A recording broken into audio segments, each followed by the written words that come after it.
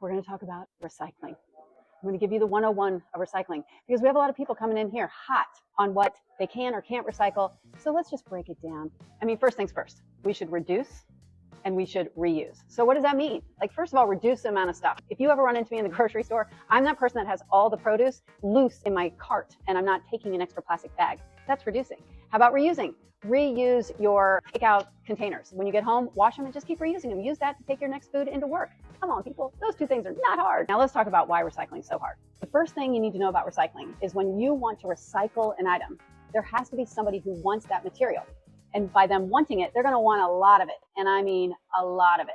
So you're going to have to collect it from a whole community like Mecklenburg. And you're going to have to sort it. And it's going to have to be clean or relatively clean, right? So somebody needs to want it.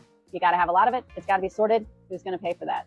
After you collect all of it, you bale it, then you have to ship it somewhere to somebody who's going to buy it from you.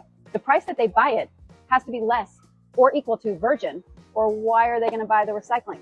So there's a balance there on how much it costs, how much they're willing to pay versus how much raw virgin material is. Get it? Who's paying for all those pieces? Who's paying for the collection? Who's paying for the sorting? Who's paying for the shipping? All of that adds up, and that's why it makes recycling so challenging. Okay, so with recycling, we've gone through all of that.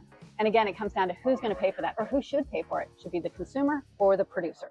I'm not going to get into that debate right now. But one of the things I want to talk to you about is designing differently. So if we design differently, if we think about the end as we're designing a product, like Patagonia, they design with the end in mind. They teach people how to sew or repair their materials. They use recycled content. They take their materials and then once they're finished, they take the strands that they can and use them in new products. So they are designing with the end in mind. Can you imagine if everybody designed that way, how differently we would be living and how much less would be going into the landfill? So let me talk about a few other little nits that we have. Those chasing arrows, hate them. What do they mean? Does it mean that the product can be recycled or is it made out of recycled content? I don't know. Here's another issue. Every municipality is different in what it takes. For example, this is what you can take in Mecklenburg County. But if you just go up the road, some of the municipalities around us don't have curbside recycling. Some of them don't take glass. You have to go to their website and figure it out. It gets even more complicated when you're looking at where you live on what items can be recycled in your area.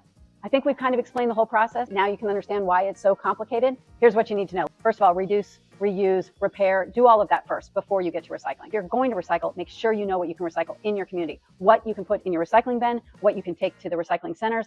And if you have a doubt, throw it out. And I know you think that's bad, but that's actually really good if you throw it out instead of contaminating and making all your neighbors' good recyclables go with you to the landfill. So I hope this has helped. I hope it's explained a little bit about recycling, and maybe you can be a part of the solution to make things better for everybody.